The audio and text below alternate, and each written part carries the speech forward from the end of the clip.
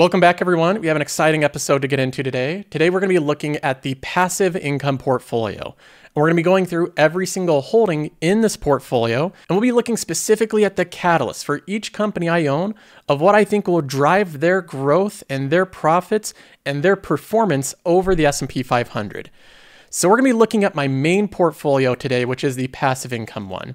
It has a current value of $551,000. This is by far the majority of my invested net worth.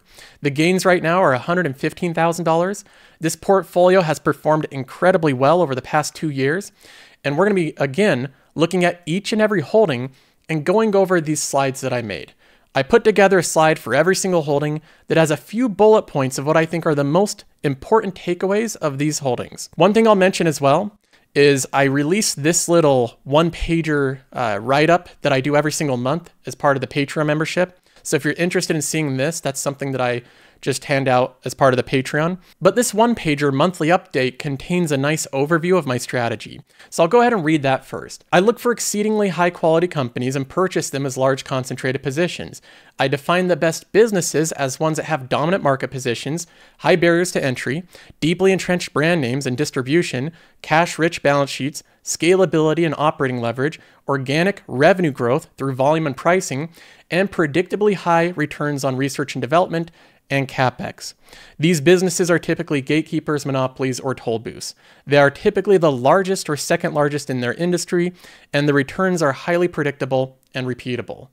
So that's a bit of a mouthful because I tried to contain everything I'm looking for in a single paragraph, but that basically summarizes it.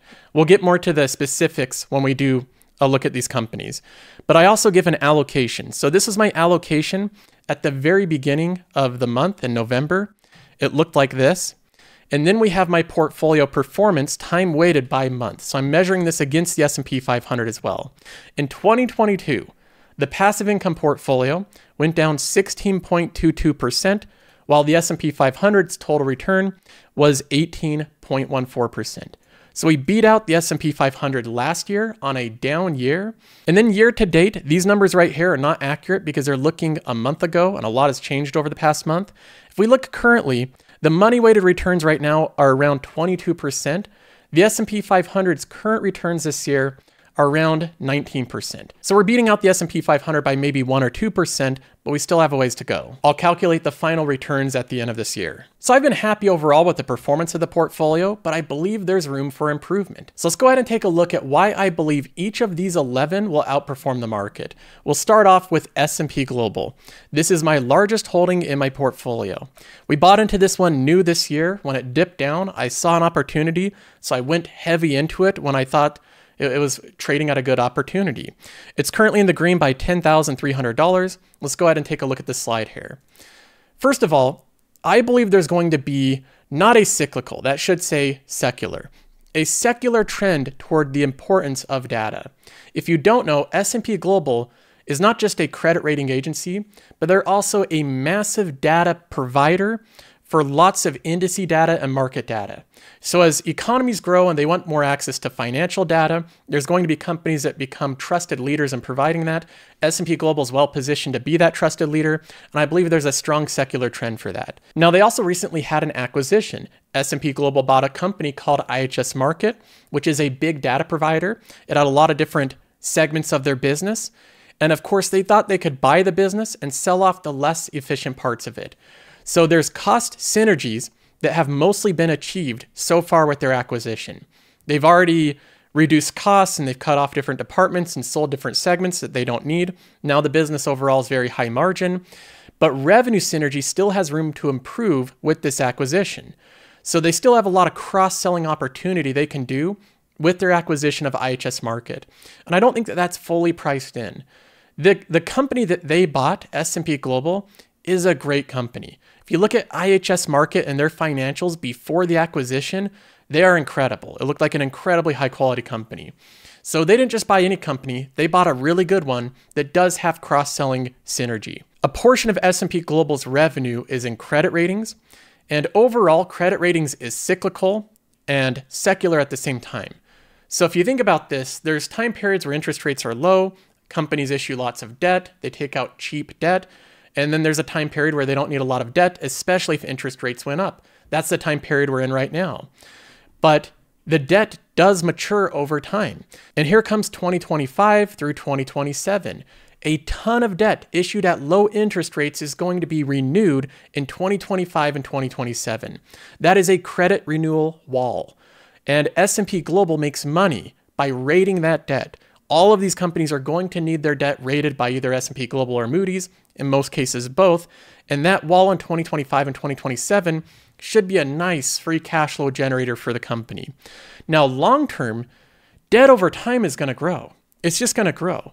Global economies rely on debt. Look around you. Everything is bought based on credit and based on debt. And that is no different for companies. It is incredibly rare for a company to not issue debt. So I see this as a long-term secular play with some cyclicality in the short term. And come 2025, 2027, that's going to be a big boom for that part of the business. Now, finally, we have ESG. ESG right now has a bad name because it's been taken over by politics. People say that ESG ratings are used to control companies and control investments and to put them into green companies, right? That's the goal of it, to move away from oil and gas into green companies and that type of thing. And there's a lot of politics at play. What I believe S&P Global's doing is moving away from this bad branding of ESG, but they're still going to be doing essentially the same thing, which is assessing non-financial risks of a business. Non-financial risk is something that will always exist. To give a little bit of a comparison here, let's say that you own a company and you're looking to hire good employees for senior roles in your company to help lead and guide the company. Well, let's say that you have a candidate that's highly skilled. He has all the skill sets to be able to implement the things you need to do. So that looks good. But then you just, for curiosity, search that person's name in Google.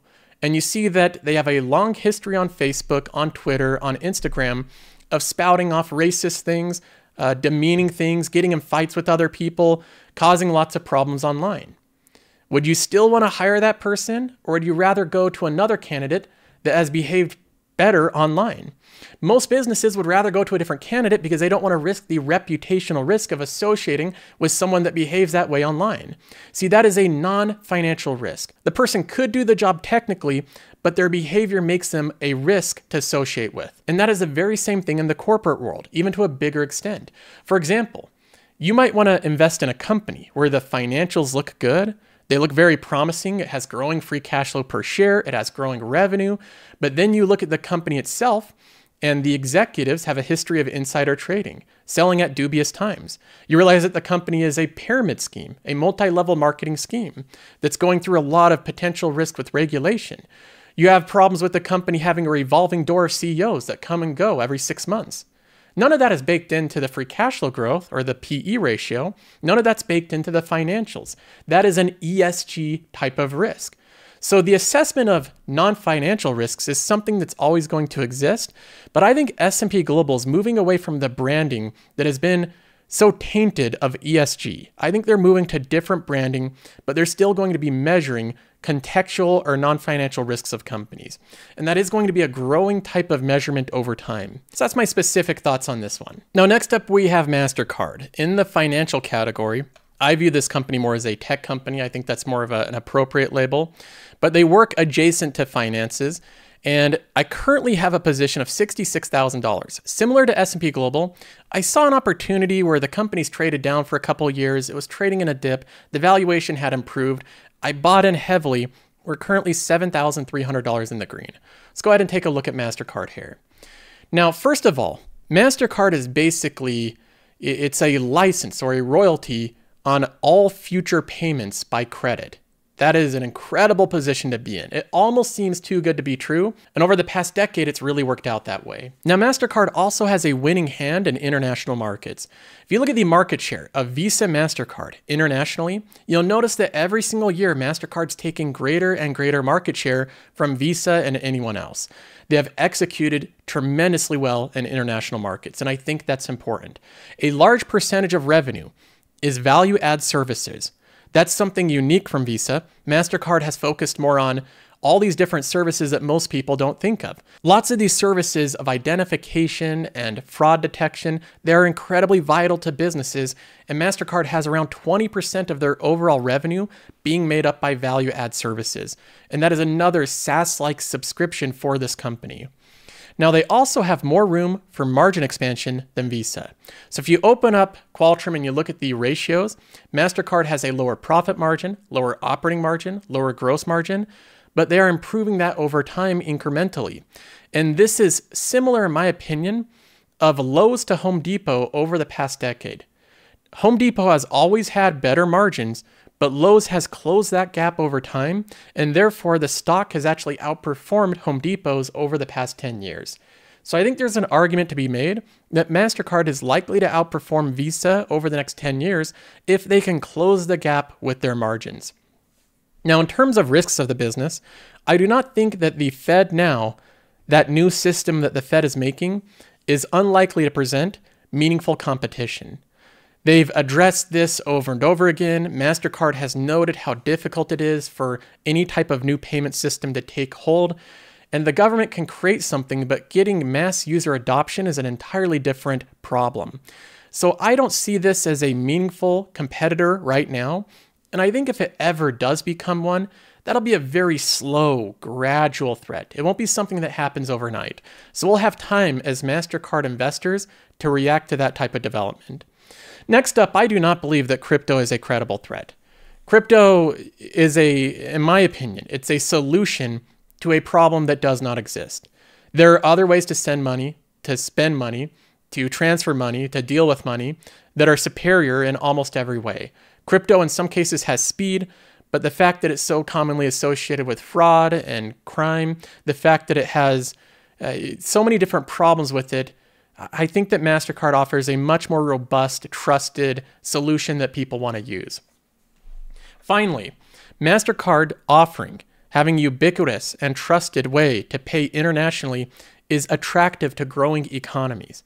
They've already positioned themselves to grow into India, South America, to other developing economies. And I think we're going to continue seeing this growth. Because a lot of people try to paint Mastercard as being this leech. Visa and Mastercard are just leeching from consumers, but these companies are not leeches. They offer tremendous value for the customer. That's why people enjoy using them. They offer a way to pay where every single payment is on time, validated, and insured against fraud. That is something that is an incredible value add to customers. At the same time, the reason so many merchants accept them is because they know that people are more likely to buy a product when they can get it through Mastercard or Visa, when they don't have to think about paying, when they can just swipe a card and have it go through every single time. So the value proposition is immense. It's much better than cash. It's much better than other forms of payment. And I think for that reason, it will continue to see substantial growth in growing economies that are developing in their finances. So I see Mastercard as having a lot of catalysts over the next 5 years, very limited risk of disruption. There's always a threat, but I think it's minimal with this company. Now, finally, we move on to the last one in my financial category, which is another very diversified, robust tech company, which is Intuit. Right here, we bought Intuit, again, what I believed was a dip earlier this year. These companies became out of favor, they traded down a lot, and I bought in pretty heavily, and then I added more to the position. We currently have a $52,000 position, currently $11,200 in the green. Let's go ahead and take a look at Intuit's slide here. So first of all, Intuit, just on a basic level, is basically the go-to monopolistic company of small businesses. Everything they do with finances, from paying taxes to accounting and payroll and everything else. That's what the company does. They're completing the transition from one-time install-based subscription model similar to Adobe and Microsoft. The reason I put this bullet right at the top, that they're completing this transition of one-time to subscription-based model, is to emphasize how important this point is. Let me go ahead and just take a look at one Investor Day presentation slide here. Right now, roughly 80% of total revenue is subscription-based. So the majority of the revenue right now is coming from incremental subscription-based billing. And that is a 24% year-over-year growth in customers migrating from QuickBooks Desktop to QuickBooks Online. So they're still migrating more customers every single year. That's going to continue. I think that this is a dramatic positive for this company. Let's go ahead and take a look at a couple other examples here. We can look at For example, when Adobe did this, we'll type that into Qualtrim here. We can look at Adobe's revenue, and we'll just look at when they made the same exact type of change. Right here is when they implemented it, and about right here is when it started to actually take action. That is the change from one-time client-based download to subscription online cloud. That's what happened with Adobe. Notice how the revenue was basically flat. Once they made that subscription model change, the revenue just exploded as people were billed every single month. I pay Adobe Premiere $50 every single month. It's an incredible change in business model and allows them to flex their pricing muscles in a much more consistent way. We can also look at Microsoft. Microsoft's revenue over time has grown pretty consistently. They've exercised a lot of pricing power, but when did they make the change to online cloud-based subscription-based billing? It was around the same time Adobe did it, right around here. And notice the incredible growth even in a giant company like Microsoft. So I see this change as not something that's just a line item. It's buried on page 75 of their Investor Day presentation, but I think that we'll have a similar trend with Intuit. Intuit has already made this change around 80%, but they still have 20% to go. And we're going to see the long-term impacts of these changes over time. Once they get roughly 100% of their customers onto subscription billing, that is going to be a dramatic improvement of their revenue, pushing that top line further. So I see this top point as a very compelling boost for Intuit. We're going to see the fruits of that subscription-based model over the next 5 to 10 years. I think that's going to play out very similar to Adobe and Microsoft. Now, the next thing is this company has obviously a very powerful ecosystem of small business applications. They have 70 to 80% market share in basically everything they do. So they have monopolistic position in small business, but keep in mind, small business is like 1 to maybe 10 employees. That's when you start moving up to mid-market, beyond 10 employees. What Intuit is wanting to do is move upstream, vertically up to mid-market, meaning they want their users to be able to jump from 0 to 10 users up to 20 users, up to 50, up to even 100 employees. And the nice benefit they have is that people already start with Intuit. Again, they have a monopolistic small business ecosystem. So if they can grow upstream, it's natural for companies to want to stay on the platform they're already using, to not have to switch to something else. If they can build out the tools to be able to actually support mid-market businesses, then that will be a huge opportunity. And they are actively working on this at a very brisk pace. The recent acquisitions have increased the development power of Intuit. So let's go back to Intuit here and look at the free cash flow chart. We can see the free cash flow growing dramatically. This is a fast growing company. But what we also see is that the stock-based comp has grown as well. This has been a concern to a lot of investors, but in the case of Intuit, I don't mind seeing this because the management has said that right now they have the development team they need. They have all the development power that they need to have, and they are now focused on organic growth of building out products to meet this mid-market opportunity. So now they have the team and they're building and building and building. Now moving on, we have the concern of the IRS tax solution that they're working on right now. I believe that this is ultimately unlikely to have any significant impact. Another thing I'll mention is Republicans want to cut spending in all of government, but especially in the IRS. And one of the bills they proposed actually had in it to cut the spending of this solution here. It was one of the things they want to cut out. So there is still a lot of political opposition to even having an IRS tax solution, but even if it does get built, it's still unlikely to have a significant impact. Intuit already has a free offering. You can file your taxes on TurboTax for free if you have a simple tax return. And the people that have more complex tax returns are not going to want to use the IRS solution. Intuit already has their tax history, and they have years of making it incredibly easy to use. They're also improving their tax solution by having it so you can have a CPA come in and help you at any point during your taxes. Another thing I think will benefit this company over the next 5 years is now that they've done a lot of acquisitions, they are slowing down on their acquisitions and focused on building out tools internally. So we're going to see less acquisition-based growth that's lumpy and unpredictable, more predictable organic revenue and growth in their tools based on what they're building. I think Intuit's set up right now to do really well over the next 5 years. Now let's go ahead and move on from the financials here and let's jump into the restaurant category. In this category, I have two companies with significant investments in each of them, which is Texas Roadhouse and Chipotle. We'll start off with Texas Roadhouse. This is a company that I've owned for around 2 years.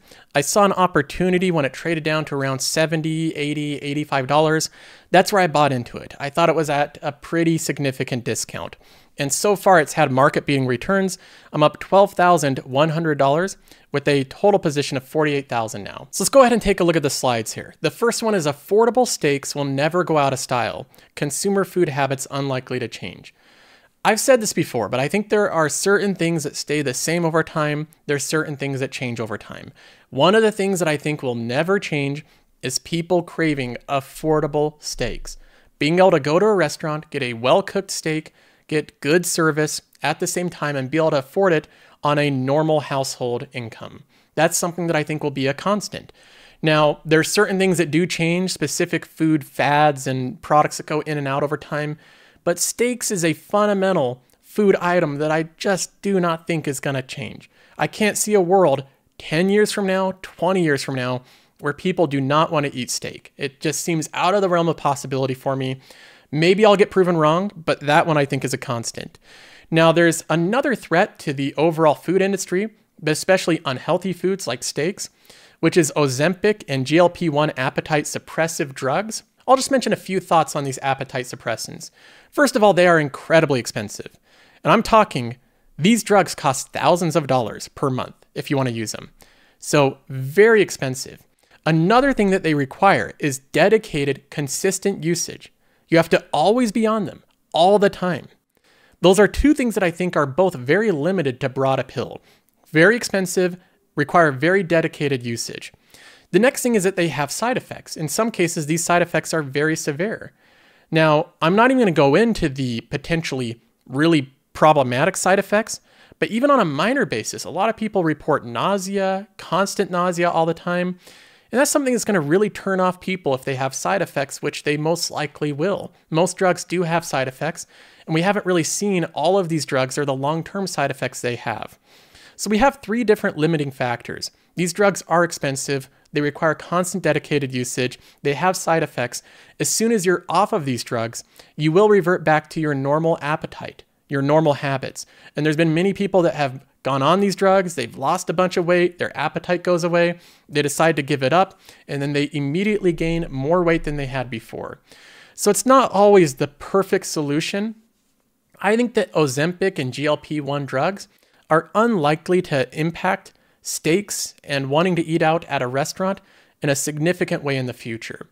It could be a potential threat, but I rule this threat as very unlikely to have a substantial impact on Texas Roadhouse. Now, we move on to Texas Roadhouse and their expansion plans. They still have ample opportunity to expand within the US, but they also are expanding internationally with a good degree of success. They've expanded in Europe, throughout Europe. They have a number of restaurants there. They're also expanding in Dubai. They have a restaurant there. And people like steaks everywhere. It's an item that most people like. The Bubba's 33 brand is also successful. And Jaggers, their franchise, which is a quick service restaurant, which is their only franchise concept, also has opened up a slew of new restaurants with a 4.5 star rating. People really love Jaggers, and I've seen different YouTube reviews of it, and so far people really like it. They say it's a better form of Freddy's. They sell fried chicken, burgers, shakes, and salads. It's one of those places. So overall, they have enormous opportunity to expand and grow same-store sales at the same time. Now, another thing I think will be a constant, and this could be on the topic of appetite suppressants and different things like that, is people do want to have experiences. And I think that Texas Roadhouse is part the food, but part the social experience of going out of the house, going to a restaurant that's loud and vibrant and has energy in it. It's fun. And I think that that's something that's always going to be a constant, people wanting to have a restaurant experience. I don't think the restaurant experience is ever going to change or go out of style completely. So this is my bet of outperformance in the restaurant category. Now I want to move on from Texas Roadhouse to Chipotle. Chipotle's been a company that I've had my eyes on for a long period of time. I've seen the growth of it. Wherever I go, there's new Chipotles opening all the time. And they are busy. They are consistent. The company has reported great financials. So I've had this company on the watch list for a long period of time. I just recently bought in a half position, $27,000, just a couple months ago when it traded down from $2,200 to around $1,800. I used that little dip as an opportunity to buy in, and the company has gone back up. I'm currently $3,000 in the green. So let's go ahead and take a look at Chipotle. And some of my comments will be somewhat similar to Texas Roadhouse, but there are a lot of specifics with Chipotle. First of all, there is a long-term secular trend of market share gain in quick service restaurants over cooking at home. So there's this division. Will people cook at home, or will they go to quick service restaurants like Chipotle? Quick service restaurants are winning, and they continue winning every single year. There's a couple reasons behind that. It's not random. First of all, we have more people with dual family income.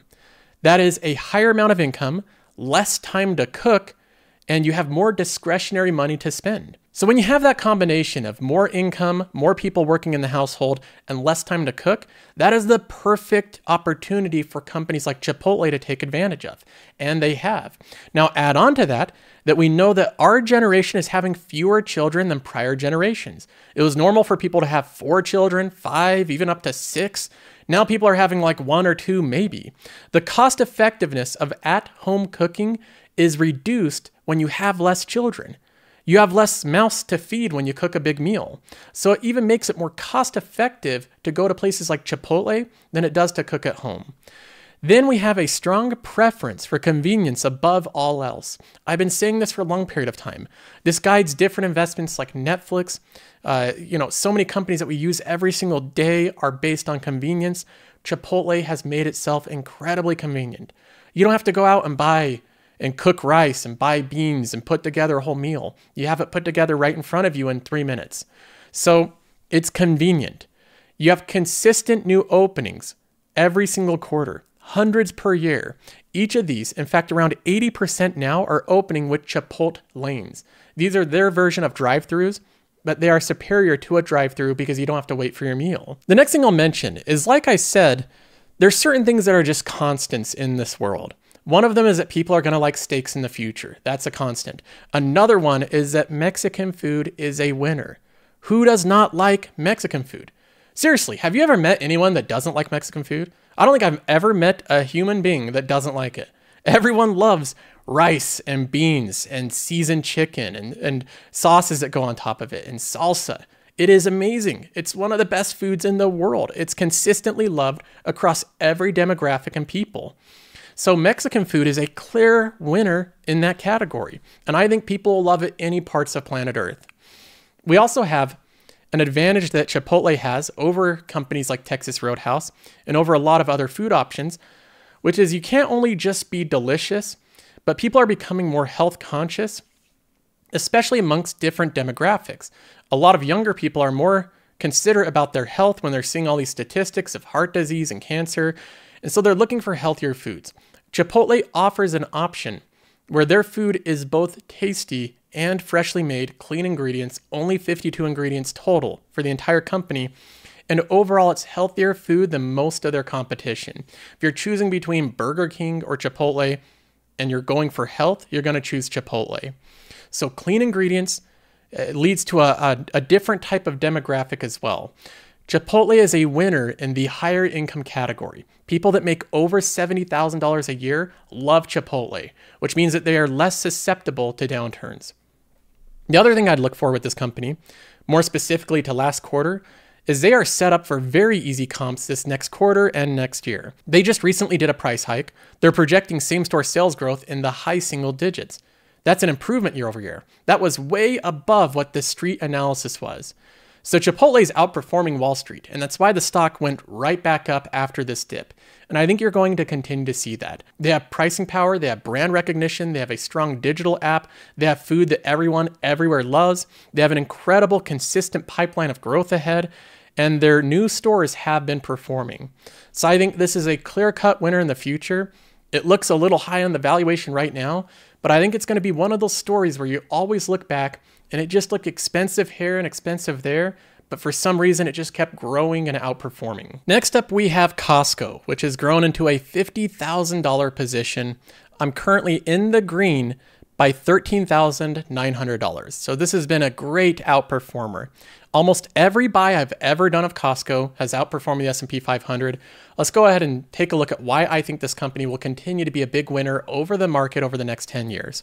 Now, the first thing I want to point out from Costco against every other retailer is that they are inherently different because they're a membership-based model. And people forget this when they compare Costco to Dollar General or Target or Walmart. Costco's membership-based for every single person.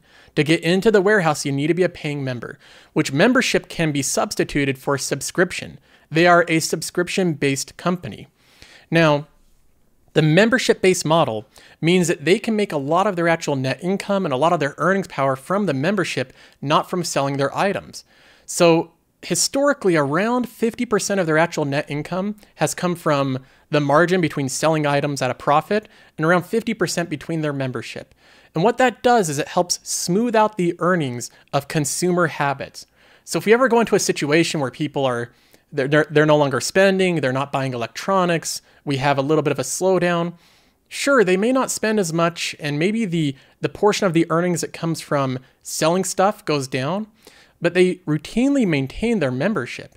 And so as long as they maintain the membership, they're still going to have decent earnings from the net income from their membership. So this adds in a quality of smoothing out the earnings in a very attractive way, which is completely different, again, than most retailers. So along with that loyalty, they do have immense membership pricing power. Now, from a financial perspective, because they have not done price increases for 6 years, people will say that they might be lacking in pricing power. They can't raise prices. But I don't think that's the real take. I think the real take is that they've refused to raise prices to build up membership loyalty, and because they're growing so much through new members, new warehouses. They do not need to use the leverage of new price increases. When their store count starts to slow down and they start to saturate, I believe that's when they're going to raise prices more aggressively. And I would say that membership pricing power is extremely high with Costco. I think they can raise prices by 50% and they'll see very little churn. Most people get tremendous value from their Costco membership. They'd be willing to pay $200 a year for it. Now, they've also had international expansion success in every tried market. They are successful most recently in China, expanding there. And keep in mind, this is not a given for each retailer. We had Target try to go to Canada and they pulled out because it was a failure. But Costco is being successful everywhere they go, which is very good for a retailer. They own the real estate in which they buy Costco's. So they actually own the property underneath them, which goes up in value over time. Owning the real estate gives a short-term hit to their capex. They have to spend a lot of money to buy it initially, but it gives them a long-term cost advantage over other similar types of companies like BJ's Wholesale Club, which they actually just rent the land. But they have to pay increasing amounts of money every single year as the price for rental goes up. So over time, this is a short-term hit to Costco with higher capex, but a longer-term cost advantage, which is what they're looking for, long-term advantages. And then finally, the company right now trades at a 33 multiple. And when I look at Costco, a lot of people say that's super expensive. Why would you buy a company like Costco trading in the 30s PE ratio? But I see that as the appropriate PE ratio. I believe the company will trade between the high 20s and low 30s multiple with a 10% revenue growth, higher earnings per share, and free cash flow growth per share. So when I look at this company overall right now, I think it's at a decent valuation. It's in line with its intrinsic value, but it's growing faster than the market.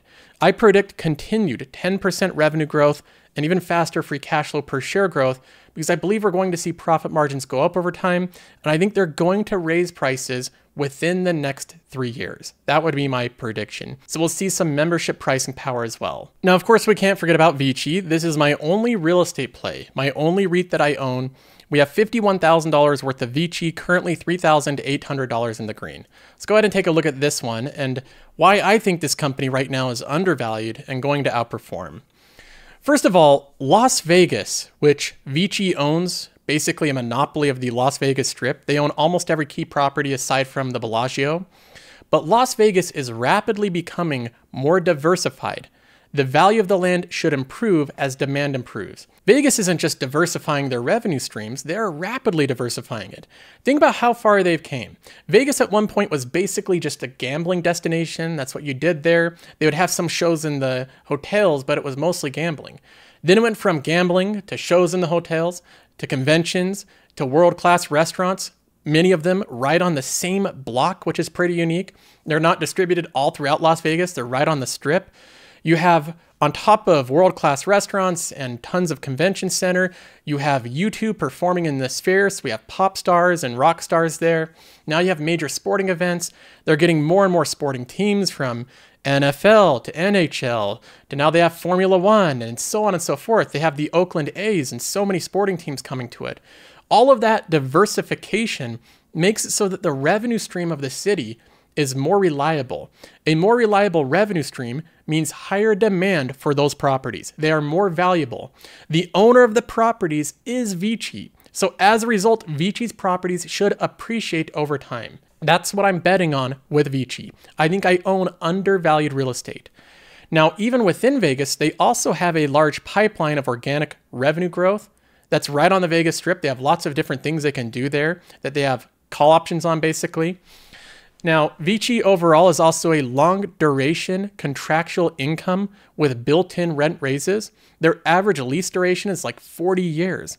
So these companies are contractually obligated to pay rent every single month. They're paying rent to VICI. They have to pay it. Another thing that's unique about VICI to other real estate companies. Other real estate companies can have the tenants leave. You can't pick up a Venetian type of operation and move your business somewhere else. That just isn't going to happen. So VICI's tenants stay put. They're going to have consistent revenue way above what other REITs have. Right now, because of the extremely bearish sentiment in REITs, because of interest rates going up, the price to funds from operation have fallen to 11 times. That's the multiple the company trades at. Now, a year or two ago, that was at 17 times. That was considered normal. So valuations have dropped to extremely bearish levels. It's priced, I believe, at a very strong discount, especially if interest rates go down. Right now, we can all predict macro developments, but my assessment would be that interest rates are more likely to go down than to go up. I just think that's the scenario. The rates right now are already pretty high. They've moved up rapidly. Right now, financial conditions are already very strict. So it's unlikely that the interest rates are going to go higher and higher, which will ultimately break the economy. I think they're more likely to go down in the future. If interest rates start moving down, I think that money will flood back into VICI, the multiple will expand. VICI's management is thoughtful in acquisitions. They do not say yes to every deal out of excitement. For example, they did not end up buying the second half of the Bellagio. They didn't buy it because they thought that the deal was not attractive enough. So they are very diligent. They're very thoughtful in only making deals that are accretive to the investor. And so far, all the big deals are behind them. VICI doesn't want to make any more big deals. So they're making these smaller little tuck-in acquisitions like Bolero and all these other little experiential real estate that they're buying. But those are small deals compared to what they already own. The prized real estate that they already own in Vegas, I think, will be the intrinsic value driver in the future. Now, moving on from VICI, we'll move on to the railroads here. And I'm not going to spend too much time on Canadian Pacific because I just went over that in a previous video. So I'll be highlighting some of the points there. But Canadian Pacific is now a $28,500 position. I'm currently in the red by $2,500. I just bought $5,000 of Canadian Pacific this week. So I'm still bullish on it. I'm buying it. And I think that right now it's one of the most undervalued companies in my portfolio. Let's go ahead and take a look at the bullet points here. Rail, first of all, has 4 times the fuel efficiency of trucking per ton mile. That fuel efficiency, overall efficiency in rail, is what gives them an inherent competitive advantage against all of their forms of shipping stuff, especially heavy stuff. They ship heavy stuff more efficiently than anything else. Now, the management is setting very ambitious goals for the company, and they have a long history of overshooting those goals. They underpromise, overdeliver. They're expecting double-digit earnings per share growth over the next 5 years and a 20% free cash flow per share growth. While they do that, they say that they're going to hold CapEx steady for the next 5 years. That means that the company has operating leverage. They're increasing revenue, increasing earnings, increasing free cash flow per share, holding CapEx steady every single year. The debt improvement will happen as a ratio because of the flat debt and growing cash flows. Now, they want to grow in different ways, so they're looking at potentially, this isn't set in stone, but they're going to potentially diversify into both freight and passenger. Now, you might think that passenger is not something that a freight train can do. They can't do both, or a hybrid model, but that's something that they actively do right now. It has worked really well in certain scenarios. And Canadian Pacific has such a long rail going from Canada all the way to Mexico that they could potentially offer a very attractive service to passengers. And then I also believe, more on a general note, that there's going to be more onshoring, more manufacturing done within Canada, the US, and within Mexico. Mexico has wanted to up their game in manufacturing and becoming a partner, and I think that we're going to see trends of that growing over time. So I see more and more freight being moved from Mexico to the US to Canada. Now let's go ahead and take a look at my other rail bet here, which is Union Pacific, currently a $20,000 position with $1,700 in the green. So both of these have underperformed this year. They've not been caught up in the big tech bull market. And investors really just want nothing to do with them. They just seem boring, like they're not going to go anywhere. Why would you buy these companies? Well, I think that that's a bad attitude as an investor. I think we should be looking for great companies that are being left behind. Now let's go ahead and take a look at the bullet points of why I believe Union Pacific will outperform and it will have very good risk-adjusted returns. First of all, when we look at all the Class 1 railroads, Union Pacific has the worst operating metrics across the board. Way worse than any others. Their operating metrics are so far below Canadian Pacific. And that's important to the story of Union Pacific, because what we believe as investors in this company is that the company has been underperforming due to lack of leadership. The previous CEO has recently just been replaced with Jim Vena, thanks to the hedge fund Sorban Capital. This hedge fund wrote a letter saying that they're a large shareholder of Union Pacific and they want to see Jim Vena in as the new CEO. Now, why did Sorban Capital want Jim as the CEO of the company so badly? Because Jim, the new CEO, is a precision scheduled railroading specialist. That is his expertise. He knows PSR, and precision scheduled railroading has been proven with every other railroad to improve every other operating metric. So they believe that with the right leadership, with the right CEO that really knows what they're doing, they can close the gap between the operating metrics currently and all the other competitors. If they close that gap, the valuation gap should close as well. Union Pacific is valued much lower than other railroads because of its long history of underperforming metrics. So we have potential here for rapid earnings growth as they improve operating metrics and multiple expansion at the same time. If both of those happen, the price goes up dramatically. And right now, the company trades at an undemanding valuation. There's not much being baked into the price, so I see limited downside. But as of right now, I'm very bullish on the company, and I do think there's opportunity for it to outperform, especially with the huge rally we've had in tech companies.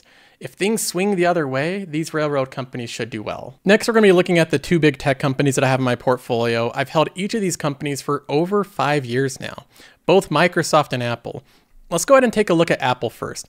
This is a $55,000 position with $26,300 in gains. So overall, I'm up over 100% on this company.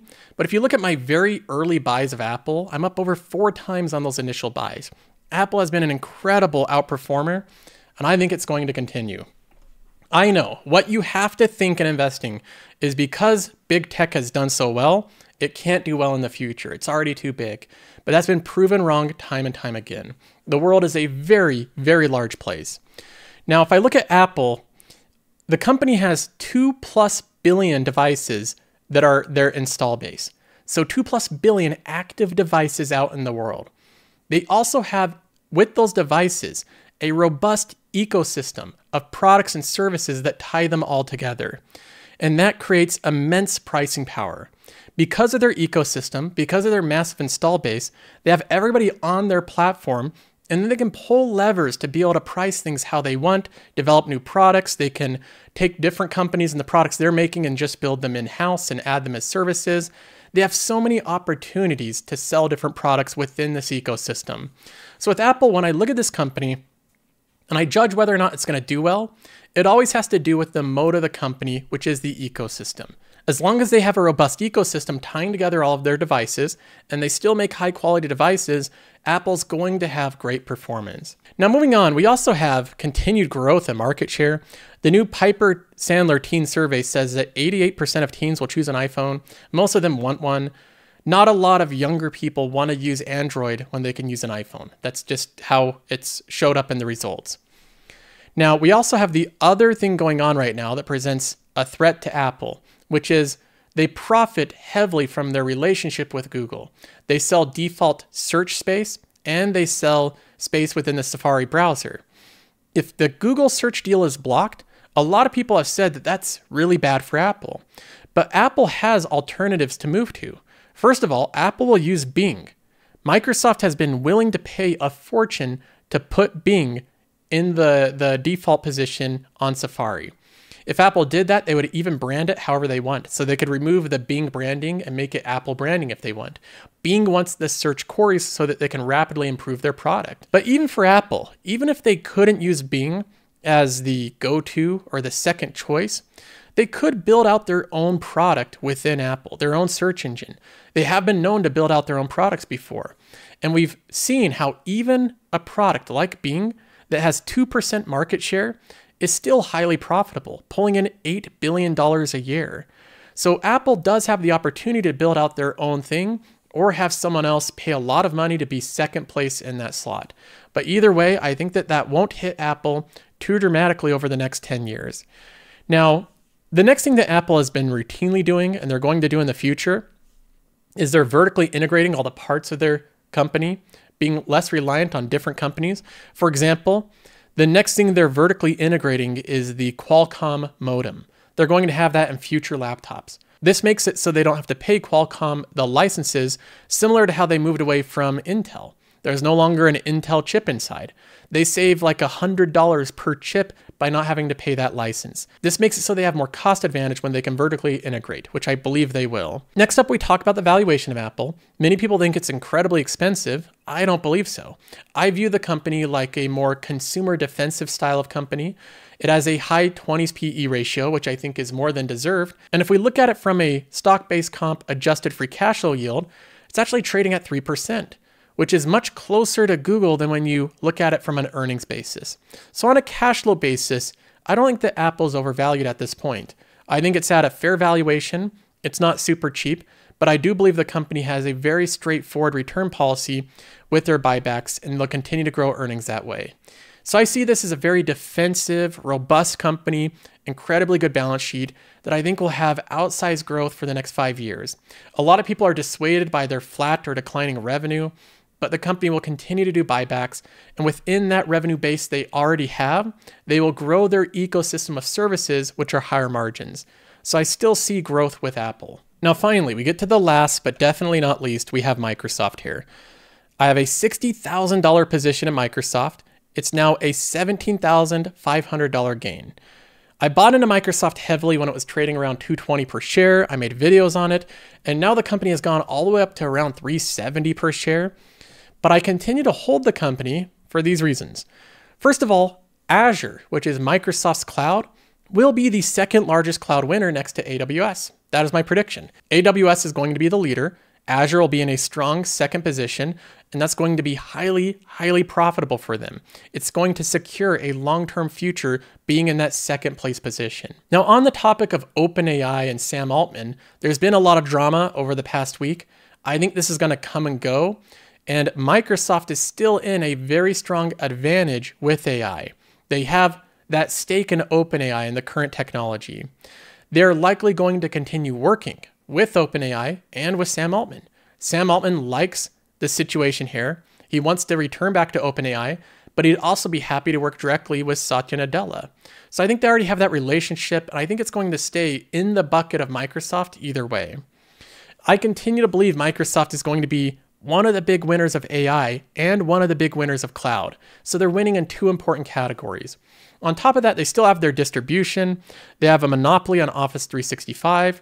I expect strong growth in their mobile gaming with the Activision Blizzard acquisition. Nearly all of their revenue is recurring, subscription, contractual, and geographically diversified and product diversified. So when you look at the quality of revenue, it doesn't get much better than Microsoft. It's diversified and recurring in almost every way possible. That is high quality revenue. High quality revenue means that it's unlikely to be disrupted. It is consistent. It is reliable. So they have a higher quality revenue than most companies.